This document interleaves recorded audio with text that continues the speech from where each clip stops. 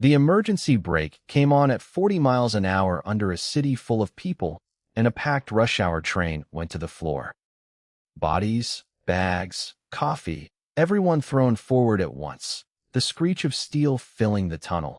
And through my windscreen the lights of another train came up out of the dark far, far too close, and I stood on that brake with everything the train had and got us stopped with meters to spare.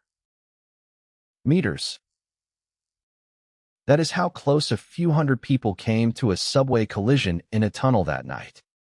And nobody died. But standing passengers were hurt when the brakes took hold, and there was going to be an investigation, and everyone already knew the shape of the answer. The operator's hand was on the controller. The operator ran a signal. His hand was on the train, so it was his train that nearly hit. 19 years I drove trains under that city. 19 years, and I never had a collision and never passed a signal, because that is the whole job. The operator is the last thing between a packed train and the one in front of it, and I drove by the book every single run. Signals, speed, the rules, exactly. Discipline was the whole thing I sold. It was the only thing I ever sold. And in the time it takes a train to stop, I was the operator who nearly killed a tunnel full of people. I want to tell you about the man who put me there. His name was Falk, and he was the supervisor in the rail control center. Control runs the railroad. From a room full of screens, they set the routes, they line the signals, they hold the headways, the spacing between trains, tight enough to move a city at rush hour. When it works, you never think about them. You take your signals and you drive your train, and control is just the system keeping the road clear ahead of you. You trust them with 1,000 lives every trip because there is no other way to run a metro. And that evening, with the platforms overflowing and the headways stretched to breaking, Falk set a route wrong. He cleared my train toward a block that already had a train standing in it. To keep the crowd moving, to hold the timetable, he lined me toward occupied track. And the signal I had, the aspect in my cab as I entered that block, was a proceed. Green. I know what I had.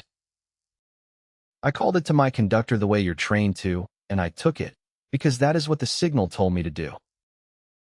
And then the tunnel gave me the back of another train where no train should have been, and I dumped the brake and prayed, and we stopped in time.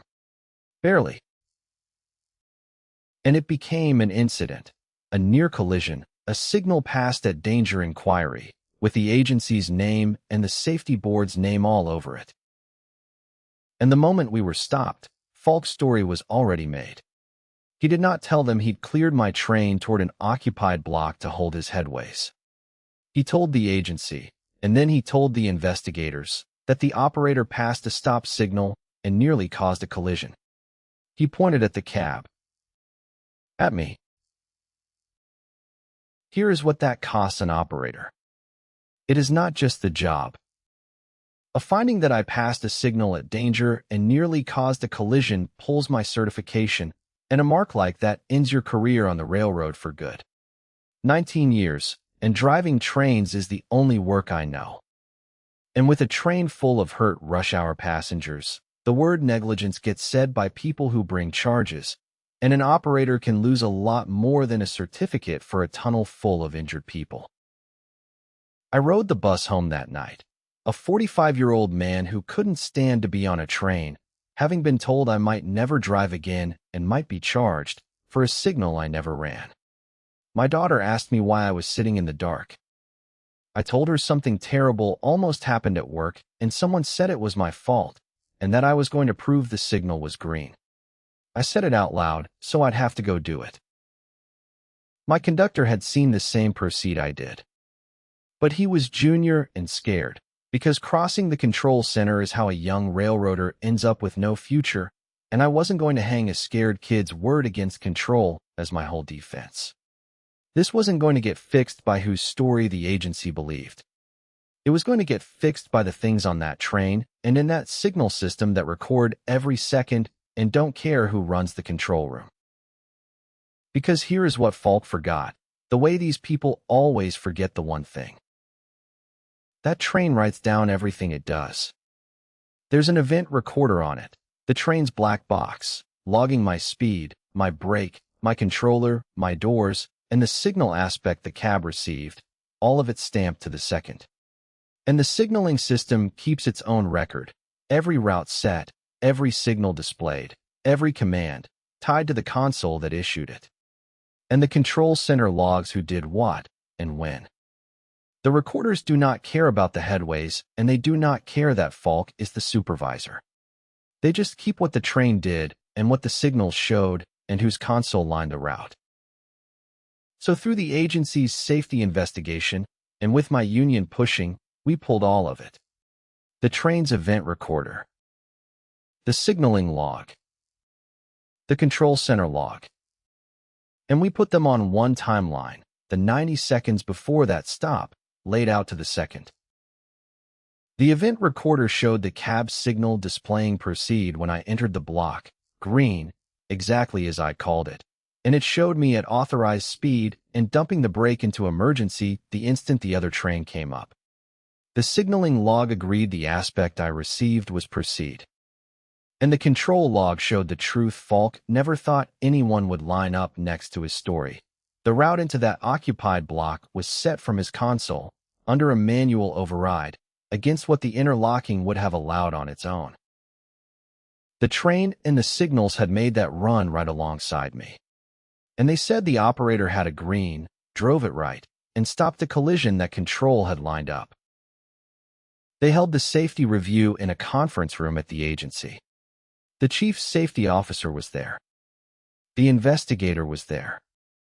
Falk was there, calm, still sure that control's word beats an operator's, the way it usually does.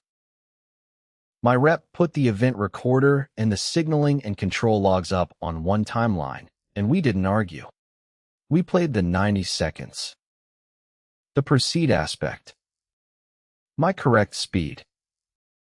The route into the occupied block, set from Falk's console under an override. And my emergency stop. The investigator asked Falk one question. He asked him whose console had set the route toward the occupied block. Falk didn't have an answer because it was on the screen under his own console. The conductor, hearing the recorders back me up, said out loud that the signal was green. And I watched it land on Falk in front of the safety officer and the investigator. The moment he understood that the train and the signals had been recording the entire time, and they don't feel the pressure of a rush hour and don't care who runs control. They cleared me completely. My certification was never really in danger once the event recorder was in front of the investigator. The record had me with a green and stopping a collision, not causing one. I went back on the road, with the back pay, and a finding on the record that the operator acted correctly and the near collision was caused by a route set toward an occupied block from control. The agency locked down the thing that let it happen. A controller can't manually override the interlocking to clear a train toward occupied track for headways anymore, and it throws a logged alarm the whole center sees. My conductor never took a mark, and he's still on the railroad. I made sure of it. And Falk was removed from control, faced his own action, and answered for the route he'd tried to hang on me. I still drive the rush hour. Same tunnels, same crowds, same signals I call out loud every single run. And sometimes when the train is packed to the doors and every one of those people is trusting me to get them home, I think about how the whole time they were calling me the operator who nearly caused a collision. The thing that was going to save me was the train itself and the signals overhead, recording every second, keeping the record right there under my hand. I built 19 years on driving by the book. It turned out the train had been keeping that record right alongside me the whole time.